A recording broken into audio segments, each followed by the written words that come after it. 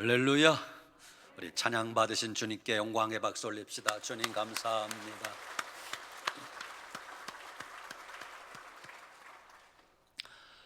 오늘도 주님 전에 와서 예배드리는 여러분들 사랑하고 환영합니다.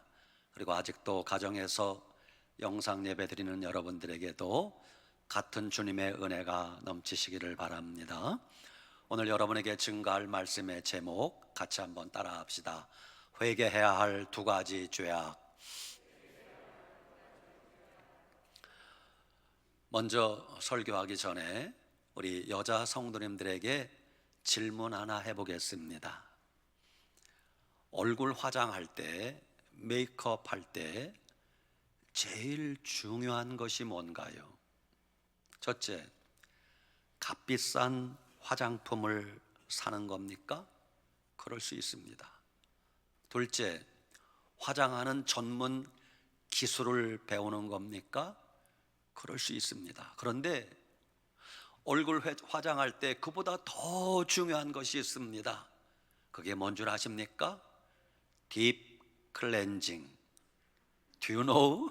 딥 클렌징. 얼굴에 묵은 때와 노폐물을 잘 지워야 되는 겁니다. 먼저 얼굴을 깨끗하게 만들어 놓은 다음에 그 다음에 얼굴에 찍어 바르고 두드리고 그래야 예쁜 얼굴이 나오는 거예요. 아셨어요? 은혜 받는 것도 마찬가지입니다. 우리가 은혜 받으려면 먼저 준비해야 될 게 있습니다. 그게 뭐냐? 우리 마음을 깨끗하게 준비하셔야 돼. 은혜 받을 그릇을 깨끗하게 준비해야 된다는 것입니다.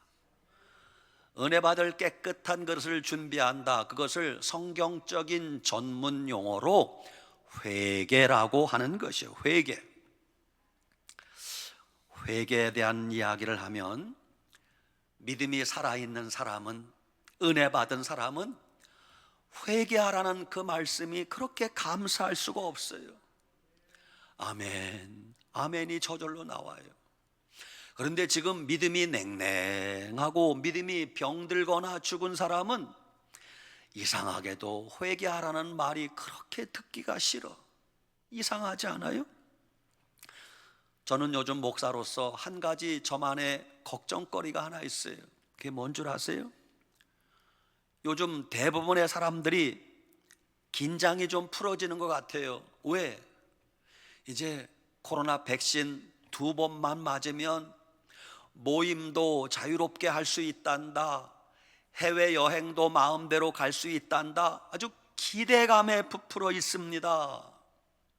저는 그게 걱정이에요. 왜냐하면 죄송합니다. 아직 끝나지 않았어요. 아직 우리가 하나님 음성을 듣지 못했어요. 며칠 전 저 인도의 피니 필립이라는 목사님이 한국교회를 향하여 이렇게 눈물로 호소했어요. 지금 다른 나라는 코로나 바이러스가 끝나가는지 모르는데 인도는 지금도 하루에 코로나 바이러스 사망자가 4,500명에서 5,000명이라는 거예요. 확진자가 아니라 사망자가 하루에 4,500명에서 5,000명이라는 거예요. 인도는 여러분이 알다시피 힌두교 소를 숭상하는 나라입니다. 그런데 2000년 전에 예수님의 제자 도마가 인도에 가서 복음 전하다가 순교하지 않아요?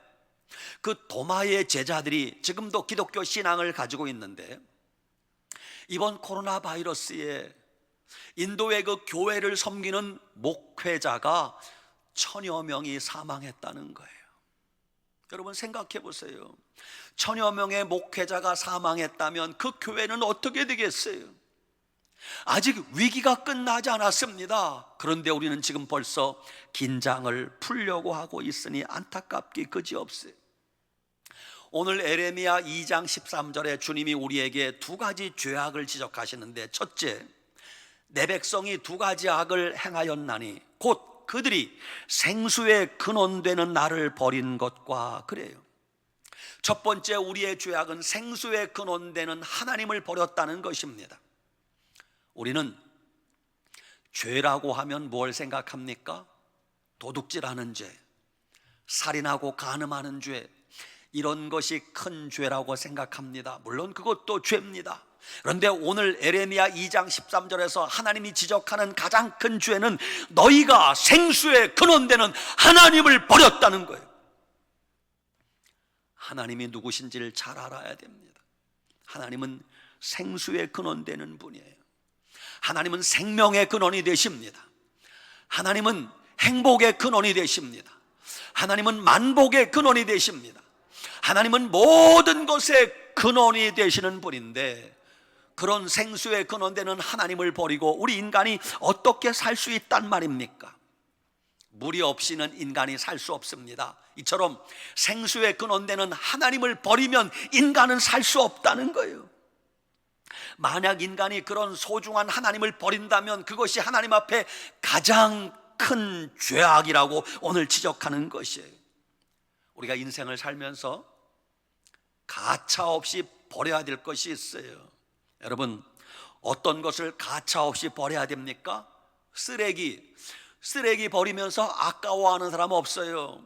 화장실에 대소변, 용변, 그거 아까워하지 말고 버려야 돼요. 죄악 덩어리, 그거 아까워하지 말고 가차없이 버려야 됩니다. 두 번째, 버릴 수도 있고 버려도 되고 조금 늦게 버려도 되는 게 있어요. 어떤 거? 일회용품. 저는요, 일회용품 버리는 게 그렇게 아까워 죽겠어. 페트병 버리는 게 아까워 죽겠어요. 버릴 수도 있고 안 버릴 수도 있어요. 부서지고 고장난 거, 여러분, 버릴 수도 있고 안 버릴 수도 있어요. 그런데 절대 버리면 안 되는 것이 있습니다. 그게 뭡니까? 여러분과 저의 마음속에 있는 예수님 믿는 믿음은 절대 버리면 안 되는 것입니다. 우리가 믿는 창조주 하나님의 신앙 버리면 안 됩니다. 우리를 죄와 사망에서 구원하신 예수 그리스도, 그분을 버리면 안 되는 것입니다. 생각해 보시기 바랍니다. 생수의 근원 되시는 하나님을 버리고 어떻게 우리가 행복하게 살 수 있다고 생각하십니까? 생수의 근원 되신 하나님을 버리면 어떻게 복된 인생을, 만족한 인생을 살 수 있다 생각하십니까? 하나님 없이 사는 인생은 벌써 불행한 거예요. 하나님 없이 사는 인생은 절대 기뻐할 수 없습니다. 하나님 없이 사는 인생은 소망이 없습니다. 하나님 없이 사는 인생은 아무 의미가 없는 삶을 산다는 걸 아셔야 됩니다. 우리 주변에 어떤 사람이 가장 불쌍한 줄 아십니까? 가장 불쌍한 사람은, 전에는 믿음이 있었어요. 교회도 다녔어요. 그런데 돈 버느라 정신 팔려서 믿음을 잃어버렸다면 그는 가장 불쌍한 사람이에요. 이 세상에서 성공하고 출세하느라 그러는 동안에 예수님 믿는 믿음을 잃어버렸다면 그는 가장 불행한 사람이에요. 세상에서 이름은 날리고 유명한 사람이 되었다 할지라도 하나님께서 내가 누구냐, 나는 너를 모른다 하면 그는 가장 불쌍한 사람이 아니겠습니까? 지금 많은 사람들이 그런 죄악된 길로 가고 있습니다. 생수의 근원 되신 하나님을 버리고 잠깐이면 사라지고 없어질 것들, 그거를 움켜쥐려고 달려가고 있습니다. 불나방처럼 달려가고 있습니다. 며칠 전에 제가 목양실에서 이제는 천국 가신 영락교회 한경직 목사님께서 자녀들에게 남겼다는 장문의 유언장을 읽어보았어요. 한경직 목사님의 마지막 유언장을 읽으면서 그렇게 많은 눈물을 흘렸어요. 한참을 울었습니다. 목양실에서 죄송해서 울었습니다. 부끄러워서 울었습니다. 한경직 목사님이 가정에서는 자식들에게 아버지로서 그 자식을 사랑하는, 얘들아, 예수님 잘 믿어야 한다, 그 마음이 전달되어져서 울었습니다. 한경직 목사님이 목회자로서 한국교회를 사랑하는 그 믿음이 전달되어서 울었습니다. 한경직 목사님이 나라를 사랑하는 그 충성된 마음을 보면서 부끄러워서 울었습니다. 사랑하는 여러분, 지금 우리는 울어야 될 때예요. 세상이 10년 전에 비해서 지금 말도 못하게 변했습니다. 좋은 쪽으로 변했습니까? 나쁜 쪽으로 변했습니까? 나쁜 쪽으로 변했습니다. 앞으로 10년 뒤의 세상은 얼마나 더 타락할지, 이제 연세가 많은 우리들은 살 만큼 살았으니까 언제라도 주님 부르시면 천국 가야 되지만, 앞으로 우리 자녀들이 앞으로도 20년, 30년, 40년, 50년 살아야 될 타락한 세상을 생각하며 우리는 회개하고 울어야 됩니다. 앞으로 교회 앞에 닥칠 무서운 심판을 생각하며 우리는 하나님 앞에 회개하고 울어야 됩니다. 앞으로 대한민국이 겪게 될 혼란한 미래를 생각하며 우리는 회개하고 울어야 됩니다.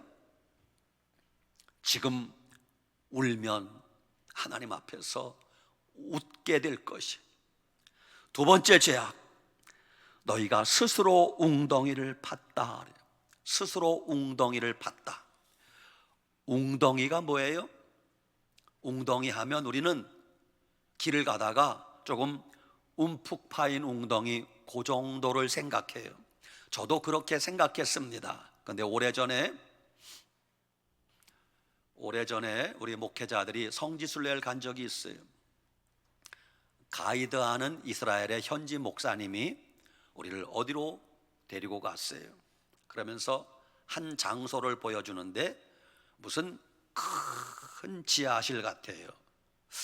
여기가 어딘 줄 아십니까, 목사님들? 가이드 하시는 목사님이 물어요. 모르겠는데요? 이게 뭔가요? 그러자 그 가이드하는 목사님이 그러시는 거예요. 히브리어에 능통한 현지 목사님이, 목사님들, 이게 바로 여기가 성경에 나오는 그 웅덩이입니다 그러는 거예요. 깜짝 놀랐어요. 나는 웅덩이 하면 뭐 길가에 조금 파인 그런 웅덩이를 생각했는데 그게 아니에요. 그 나라의 웅덩이는 거대한 지하 창고를 생각하면 돼요. 거기에 때로는 물을 가두고 때로는 곡식을 저장하는 거대한 지하 창고예요. 그게 웅덩이요, 웅덩이. 너희가 스스로 웅덩이를 팠다. 무슨 뜻이에요? 내가 이만큼 물을 가득 저장해 두었으니 이제 물 걱정하지 않아도 돼.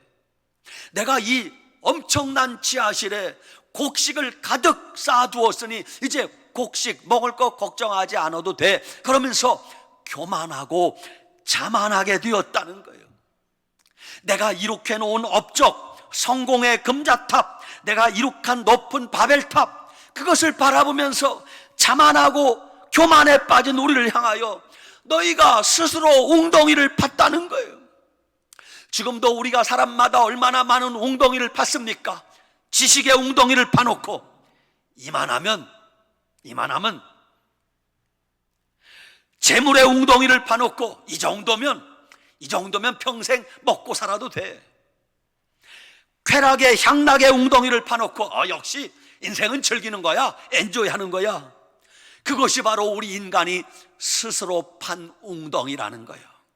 그것이 하나님 앞에 죄라는 거예요. 주님이 덧붙여 말씀하십니다.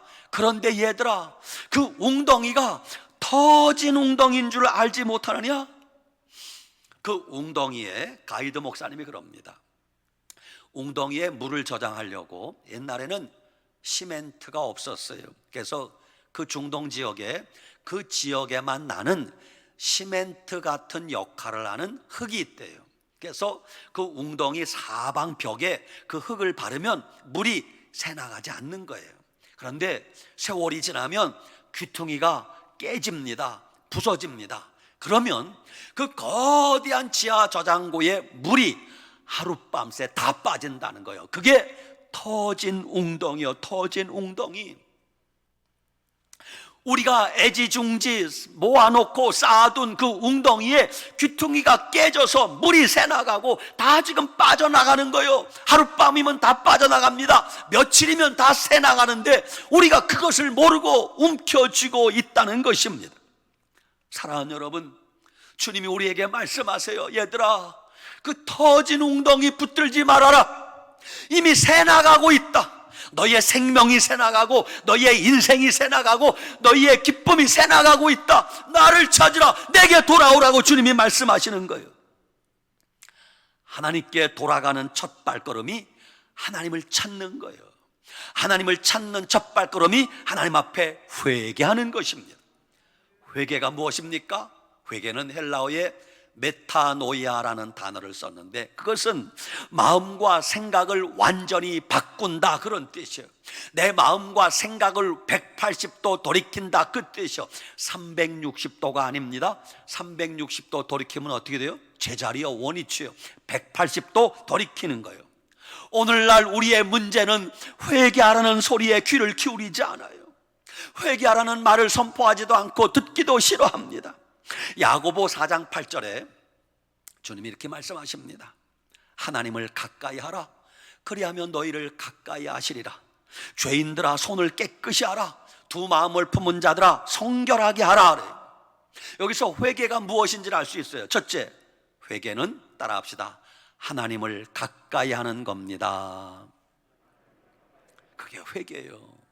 여러분, 하나님을 가까이 하는 게 회개고, 하나님에게서 멀어지면 곧바로 거기가 죄악이요, 거기가 세상이에요. 두 번째, 따라합시다. 손을 깨끗이 하는 겁니다. 그게 회개예요. 여러분, 어떤 사람이 인생을 막 살아요, 죄 짓고 살아요. 그럼 뭐라 그래요? 이 사람아, 그렇게 살면 안 돼. 손 씻어야지. 이제 손 씻어야지. 그 말이 무슨 뜻이에요? 화장실에 가서 비누로 손 닦으라는 뜻이 아니잖아요. 죄악된 삶을 청산하라는 거예요. 회개는 손을 깨끗이 해야 돼요. 세 번째, 회개는 두 마음을 품지 않는 거예요. 어떤 마음을 품지 말라고요? 두 마음을 품지 말아야 돼요. 하나님도 좋고 세상도 좋고, 그게 죄악이고 우상숭배예요. 하나님도 좋고 이것도 좋고 저것도 좋고, 그게 우상숭배라는 걸 아셔야 돼요. 네 번째, 회개는 성결하게 하는 거예요. 거룩한 믿음을 회복하는 거예요. 그게 회개예요. 회개를 좀 더 구체적으로 5가지 말씀드리면, 첫째, 회개하려면 가던 길을 멈춰야 돼요. 스톱! 지금 여러분이 가고 있는 그 죄악된 길에서 멈춰야 돼요. 아이고, 내가 더 나아가면 지옥 가겠구나. 멈춰야 돼요. 두 번째, 거기서 뒤돌아서야 돼요. 왜? 180도 방향을 바꾸려면 뒤돌아서야 돼요. 턴백 해야 돼요. 세 번째, 거기서 내려놔야 돼요. 뭐를? 나의 죄악된 삶을, 죄악된 행동을 거기서 내려놔야 돼요. 네 번째, 그리고 십자가를 바라봐야 돼요. 믿음의 주요 온전케 하시는 인 예수를 바라보자. 다섯 번째, 그리고 주님을 향하여 달려가야 돼요. 이것이 회개하는 거예요. 회개할 사람은 누굽니까? 회개할 사람은 요나, 바로 나예요. 아이고, 오늘 이 말씀을 우리 남편이 들어야 되는데, 우리 시부모님이 아니요, 내가 들어야 돼요. 회개할 사람은 저 사람이 아니고 그 사람이 아니라 바로 나, 바로 여러분, 바로 우리라는 것을 아셔야 됩니다. 언제부터인가 우리가 회개를 잃어버렸어요. 교회도 회개하라는 말을 선포하기가 쉽지 않아요. 여러분, 회개하지 않는 믿음은 믿음이 아니에요. 회개가 없는 기도는 기도가 아닙니다. 회개가 없는 복음은 복음이 아니에요. 회개가 없는 구원은 구원이 아닙니다. 회개가 없는 은혜는 은혜라고 할 수 없습니다. 회개하면 신비하고 놀라운 일이 벌어집니다. 회개하면 그때부터 보이지 않던 내 자신의 죄악된 모습이 보이기 시작합니다. 전에는,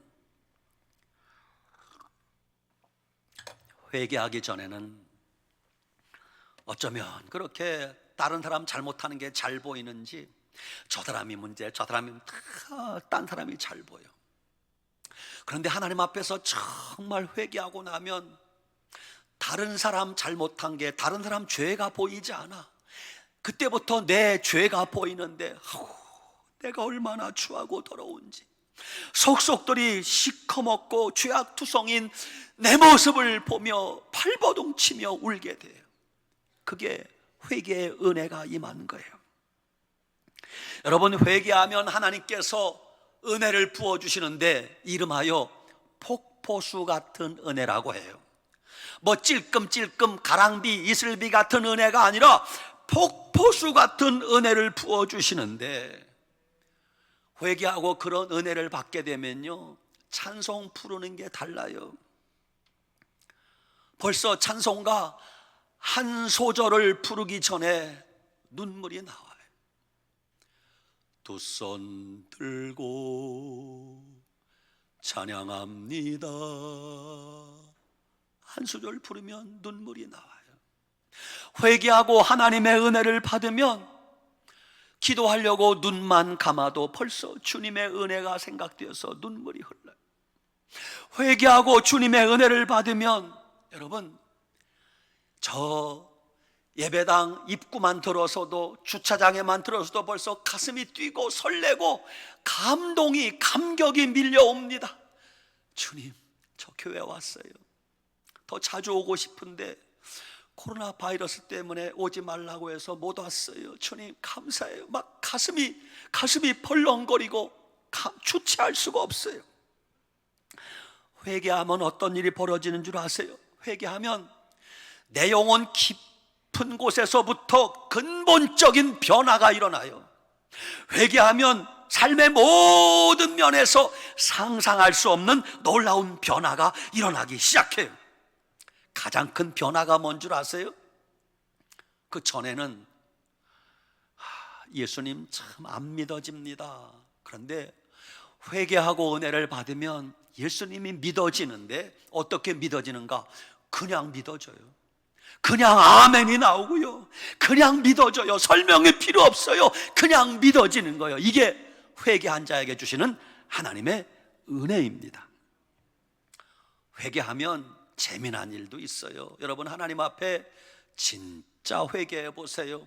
얼굴에 구멍이라는 구멍에서 다 뭐가 나와. 눈에는 눈물, 마스카라가 지워져서 시커먼 게 흘러내려도 몰라. 코에는 코가 막 그냥 찰떡 같은 코가 줄줄 흘러내려. 입에서는 침이 막, 그러면서도 몰라. 우느라고 정신이 없어. 그게 회개의 은혜예요.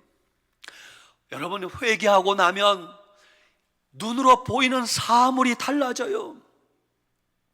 진짜 회개하면요, 우리 교회 마당에 소나무 한 그루, 등나무를 보면요, 얼마나 아름다운지. 소나무야, 소나무야, 너는 복이 있구나. 성전 마당을 내가 채우고 있으니 복이 있도다. 회개하고 은혜 받고 나면요, 돌멩이 하나도 사랑스럽대. 돌멩이야, 돌멩이야, 너는 변치 않아서 좋구나. 나도 너처럼 믿음이 변치 않았으면 좋겠다. 회개하고 은혜 받으면요, 다 아름답게 보이는 거예요. 회개하고 은혜 받으면요, 집에 가면 꼴도 보기 싫은 왼수 같은 그 인간이 갑자기 이뻐 보이기 시작해요. 보기 싫은 마누라가 갑자기 이뻐지기 시작해요. 아멘도 안 할 줄 알았어요. 회개하고 은혜 받으면요, 이뻐져요. 아름다워요. 모든 게 아름다워요. 참 아름다워라. 회개한 자에게 주시는 은혜예요. 회개하고 은혜를 받으면요, 입에서 나오는 말이 달라요. 말이, 전에는 짜증, 왕짜증, 원망, 불평. 은혜 받고 회개하면요, 감사. 집에 있어도 감사, 교회를 와도 감사. 그냥 감사가 쉴 새 없어요.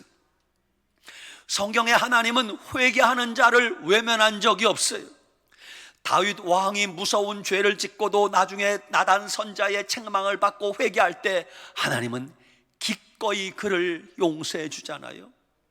니느웨 백성들 하나님의 심판이 40일 뒤로 다가왔는데 요나가 외치는 그 말을 듣고 니느웨 백성들이 회개할 때 하나님은 심판하겠다는 작정을 거두어드리고 용서해 주잖아요.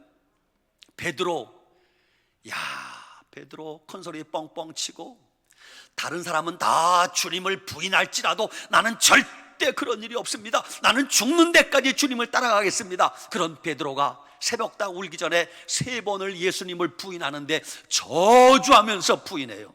그런 베드로도 회개하고 용서하니까 하나님이 그를 다시 회복시켜 주시지 않습니까? 특히 하나님은요, 나는 잘못한 거 없어, 우리는 죄 지은 거 없어요. 그런데 누군가를 위해서 우리가 대신 기도하고 회개할 때 하나님이 그렇게 기뻐하세요. 그것을 중보 기도라고 합니다. 여러분, 금송아지 만드는 죄는 누가 지었어요? 이스라엘 백성들이 지었어요. 그래서 하나님이 진노하사 그 백성을 죽이려고 하니까 회개를 누가 합니까? 모세가 회개합니다. 하나님 잘못했습니다. 가나안 땅 정탐하고 와서 죄는 10명의 정탐꾼들이 불평하면서 죄를 지었어요. 하나님이 진노하시니까 누가 회개합니까? 모세가 회개합니다. 모세가. 하나님은 대신 회개하는 자를 기뻐하세요. 사랑하는 여러분, 지금 우리는 코로나 바이러스 이 사태를 겪으며 우리 모두 하나님 앞에 엎드려 회개할 때라는 걸 아셔야 돼요. 하나님 앞에 엎드리되 납작 엎드려야 됩니다. 지금은 누구를 탓하고 누구를 원망하고 누구를 비난할 때가 아닙니다. 우리 서로 자기의 모습을 돌아보면서 내 잘못은 무엇인가, 내 죄는 무엇인가, 하나님 앞에 납작 엎드려 회개할 때가 지금이라는 걸 아셔야 돼요. 회개 쉽지 않습니다. 내 힘으로는 회개가 잘 안 됩니다. 내 머리로는 회개해야 된다는 걸 아는데 가슴으로 회개가 잘 안 돼요. 그래서 누가 도와주셔야 돼요? 성령님이 도와주셔야 돼요. 회개의 영을 부어주셔야 회개가 되는 것이에요. 오늘 이 말씀 듣는 여러분이 마음속에 조금이라도, 눈곱만큼이라도, 맞아, 내가 회개해야지, 내가 회개할 때인데 내가 회개해야 된다는 걸 잊어버리고 살았구나, 이런 생각이 든다면 여러분은 복 있는 사람인 걸 믿으시기 바랍니다. 여러분 속에 그 마음을 누가 주셨어요? 성령 하나님이 주셨어요. 우리 속에, 맞아, 내가 회개해야지, 내가 생수의 근원되는 하나님을 버리고 살았구나, 내가 터진 웅덩이 이미 물이 새나가고 있는 걸 그걸 움켜쥐고 살았구나, 회개해야 될 생각이 조금이라도 든다면 성령님의 은혜가 여러분에게 임하고 있음을 믿으시기 바랍니다. 하나님은 지금도 우리에게 회개의 영을 부어주길 원하고 계세요. 우리에게 회개할 마음의 문을 열어주길 원하고 계세요. 한국교회가 이렇게 부흥한 것은 한국교회 초창기, 그때 어떤 성령의 역사가 있었는가? 한국교회 초창기에는요, 반드시 예배 시간마다, 부흥의 시간마다 죄를 자백하는 시간이 있었대요. 목사님, 성도님들, 내가 이런 죄를 지었습니다, 난 이런 죄를 지었습니다. 공중 앞에서 자백했다는 거예요. 왜냐하면 그때는 뭐라고 가르치고 믿었는가? 죄를 자복하고 버리지 아니하면 시체를, 썩은 시체를 방 안에 두는 것과 같아서 하나님 말씀을 들을 때마다 냄새가 납니다 그랬어요. 죄를 자복하는 것은 가나안의 이방 7 족속을 멸하는 것입니다 그랬어요. 죄를 자복하는 것은 나를 십자가에 못 박는 것입니다 그랬어요. 죄를 자복하는 것은 항상 마귀와의 싸움에서 이기기 위해서 필수적입니다 그랬어요. 그래서 한국교회 초창기에는 설교 시간마다 무엇이 죄인지를 정확하게 지적했대요. 왜? 죄에 대한 지적이 없이는 회개하지 않기 때문에. 그리고 설교 시간마다 지옥에 대한 분명한 설교를 했고 하나님의 심판을 분명히 전했다는 것입니다. 그래서 한국교회가 오늘 이만큼 성장한 것이에요. 그래서 우리 한국교회 초창기에는요, 예배 시간마다 사람들이 죄를 자백하는데, 하나님, 제가 주일 성수하지 못했습니다, 주일을 어겼습니다, 뭐 이런 죄 자백하는 것은 매일 있었고, 하나님, 제가 남의 물건을 도둑질했습니다, 훔쳤습니다, 이런 일이 비일비재했고요. 제일 많은 통의 자복이 뭔 줄 아세요? 그때는요, 양반들이 돈 품게나 있으니까 그렇게 첩을 많이 뒀대. Do you know 첩? 그 첩들이 예수님 믿고 제일 먼저 한 일이 뭔 줄 아세요? 첩사리를 정리했다는 거예요. 내가 이래서는 안 되겠구나. 심지어는 예배 시간에 실제로 사람을 죽인 자들이 경찰도 모르고 아무도 모르는데, 여러분, 나는 살인자입니다, 나는 이런 죄를 지었습니다, 내가 사람을 죽였습니다, 이렇게 살인죄를 통해 자복하는 적도 있었다고 해요. 사랑하는 여러분, 그렇습니다. 지금 우리가 다시 사는 길은 생수의 근원 대신 하나님을 버리고 산 죄를 회개해야 됩니다. 그리고 우리가 이미 물이 새나가고 있는 터진 웅덩이를 붙들고 살았던 죄를 회개하면 하나님이 우리를 다시 살려주실 줄 믿으시기 바랍니다. 오래전 미국에 오는 믿음 좋은 가정에서 있었던 실화입니다. 아주 믿음 좋은 가정이었습니다. 아들이 고등학교를 졸업하고 대학을 갔습니다. 근데 이게 웬일이에요? 고등학교 다닐 때까지는 부모님 그늘에서 신앙생활 잘하는 줄 알았는데, 대학에 가자마자 그 아들이 믿음을 잃어버렸어요. 몇 년 지나지 않아 아들이 완전히 무신론자가 되어버렸어요. 부모님이 얼마나 마음이 아프고 속이 상하겠습니까? 그러던 사이에 미국에 남북 전쟁이 일어났어요. 그 아들이 전쟁터에 싸움을 하러 갔습니다. 전쟁하다가 총에 맞았어요. 큰 부상을 당했습니다. 다행히 목숨은 끊어지지 않았어요. 그런데 생명이 위독하게 되었습니다. 부모님이 눈물로 하나님께 기도합니다. 어떻게 하면 좋습니까? 그때 그 아들이 목숨이 위태롭게 되니 그제서야 하나님을 찾기 시작합니다. 그제서야 하나님 앞에 회개하기 시작합니다. 그러면서 그 아들이 이렇게 기도했대요. 하나님, 한 번만 살려주시면 남은 생에 하나님 영광 위에 살겠습니다. 하나님이 그 기도 들었을까요? 안 들었을까요? 들으셨어요. 그래서 의사 선생님이 너무 심한 총상을 입어 살아날 가망성이 없다고 하는데, 하나님이 살려주시면 사는 거예요. 그가 죽을 자리에서 살아났습니다. 하나님의 은혜가 얼마나 감사한지. 남북전쟁이 끝났습니다. 그가 대학에 복학을 하고 대학을 졸업하고 세월이 흘러 그가 목사님이 되셨어요. 목사님 된 것만도 큰 은혜인데, 하나님이 그에게 얼마나 물질의 복을 많이 주셨는지, 그가 미국 필라델피아에 지금도 유명한 템플 대학을 세웁니다. 그리고 필라델피아 침례교회 예배당을 세웁니다. 그리고 미국 전역에 종합병원을 3개를 세웁니다. 그분이 바로 러셀 코넬이라는 목사님이세요. 죽을 자가, 하나님 없다고 하던 무신론자가 회개하고 하나님을 찾았더니 하나님이 그 인생을 아름답게 변화시켜서 쓰신다는 증거가 아니겠습니까? 몇 년 전에 조용기 목사님이 이런 설교 시간에 간증을 한 적이 있어요. 여러분, 제가 며칠 전에 지옥을 다녀왔습니다. 이건 꿈도 아니고 환상도 아니고 실제로 내가 지옥에 다녀왔습니다, 이렇게 간증하는 거예요. 여러분, 지옥은 너무너무 무서운 것입니다. 지옥은 마치 우주의 블랙홀과 같아서 모든 것을 빨아들이는데, 큰 죄, 작은 죄, 죄 지은 사람은 막 지옥으로 빨아당기는데 아무도 거역할 수가 없대요.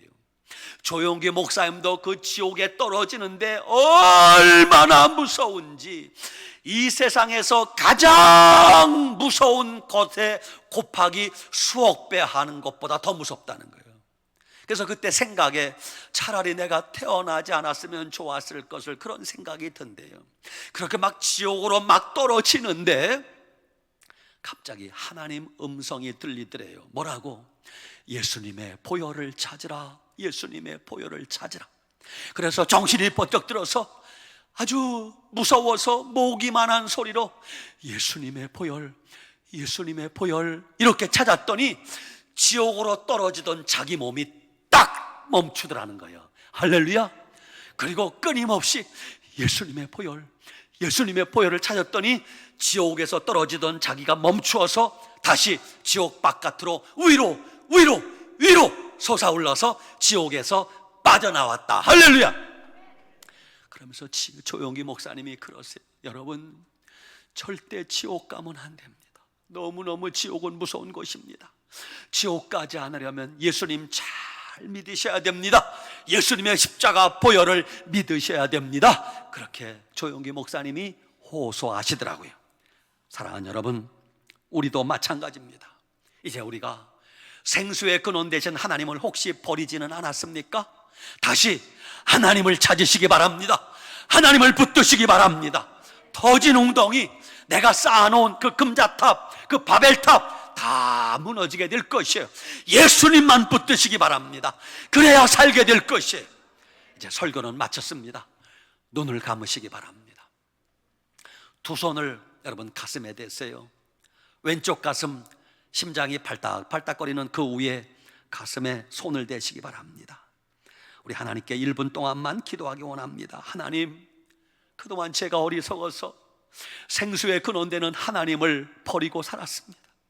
하나님, 제가 그동안 어리석어서 터진 웅덩이, 아무것도 아닌 것, 썩어 없어질 것, 그것을 붙들고 살았습니다.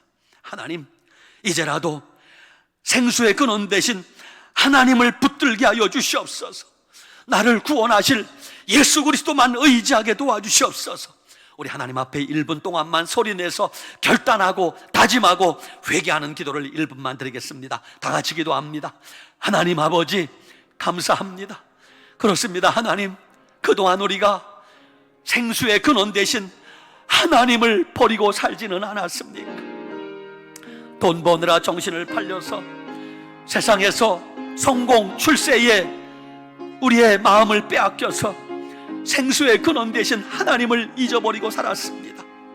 하나님, 우리가 터진 웅덩이를 붙들고 움켜쥐고 살았습니다.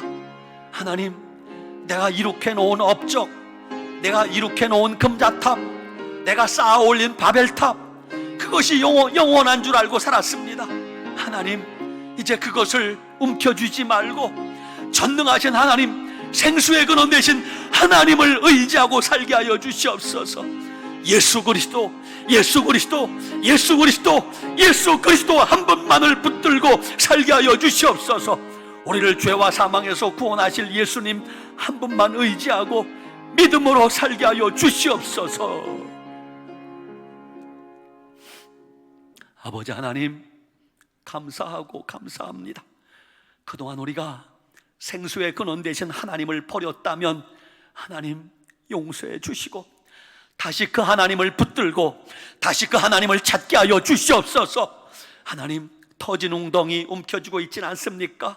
하나님, 얼마 후에 무너질 바벨탑, 내가 쌓아오는 금자탑, 그런 것을 붙들지 말고 영원히 변치 않는 생수의 근원되는 하나님만 붙들고 예수님의 십자가만 의지하고 믿음으로 살게 하여 주시옵소서. 예수님 이름으로 축복하고 기도 올리옵나이다. 아멘.